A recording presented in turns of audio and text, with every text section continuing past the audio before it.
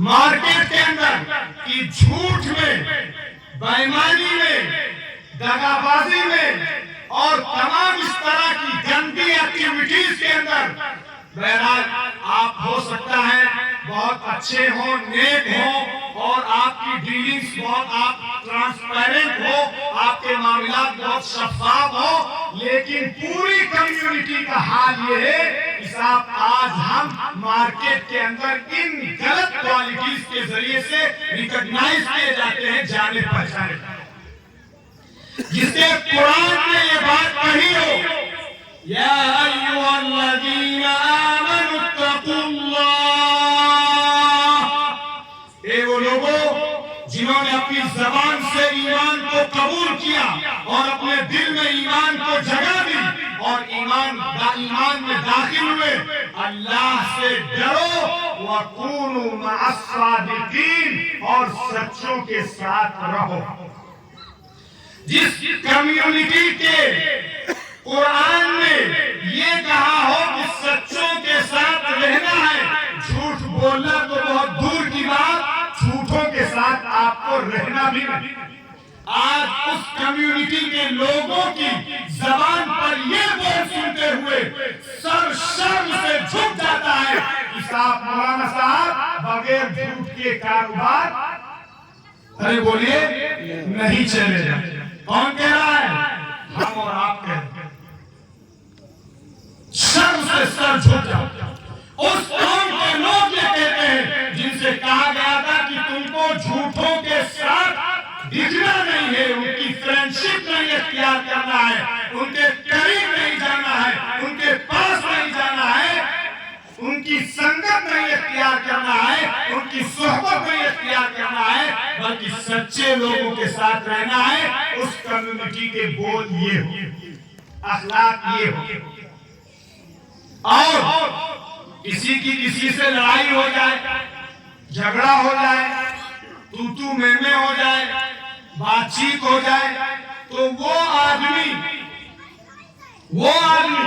جو نبی کے اخلاق کو سنتا اور سناتا ہے، قرآن کی آیات پڑھتا اور پڑھاتا ہے، قرآن کی آیات کو انڈرسٹینڈ کرتا ہے اور سمجھتا اور سمجھاتا ہے، اور قرآن کا اپنے آپ کو فالوور کہتا ہے،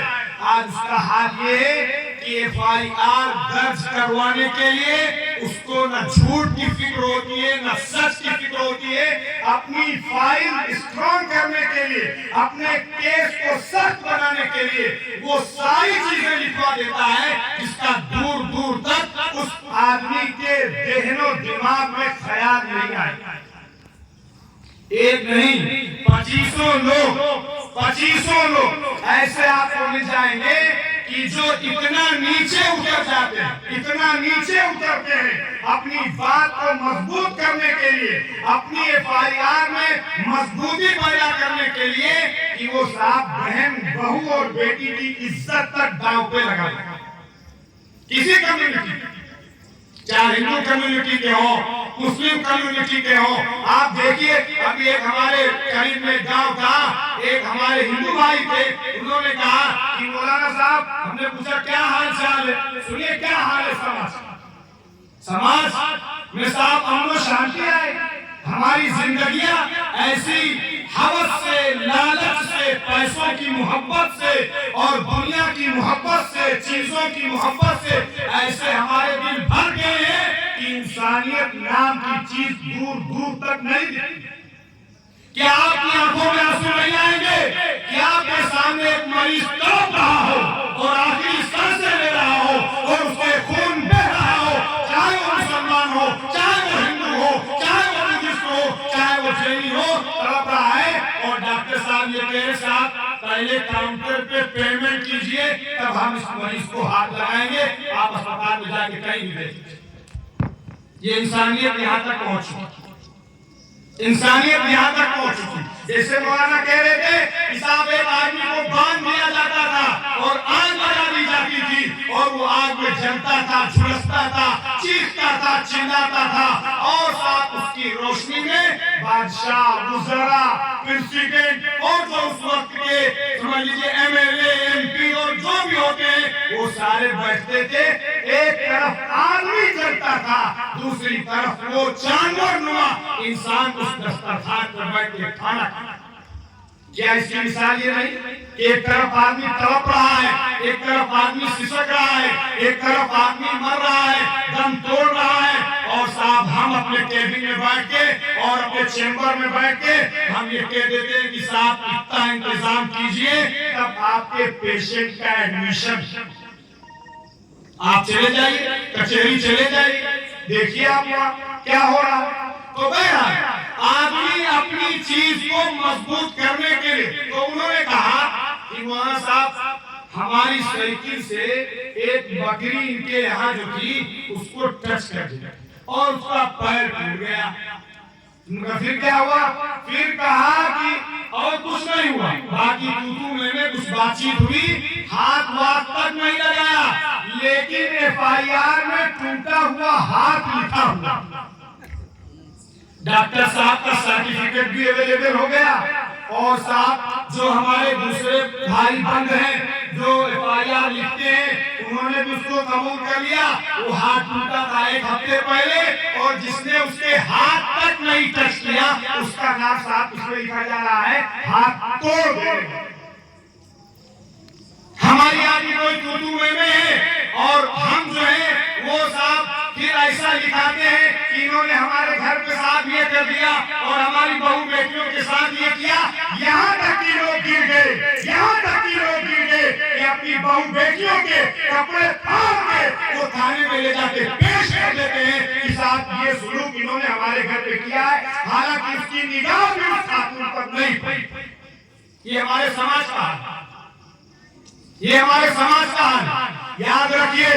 اگر آقا صلی اللہ علیہ وسلم نے جو تعلیمات دی تھی، اگر ہم ان کو اختیار کرتے، معاف کرنا سیکھتے، لوگوں کو درگزر کرنا سیکھتے، ٹولرنس سیکھتے، برداشت کرنا سیکھتے، پیشنس سیکھتے، صبر کرنا سیکھتے، اور یہ کہتے ٹھیک ہے کوئی بات نہیں ہم اس کو برداشت کر لیں گے، ہم اس بات کو آگے نہیں بڑھائیں گے، اور اگر بڑھانا بھی تھا تو آپ کو اتنی ہی بات بڑھانی چاہیے جتنی بات تھی۔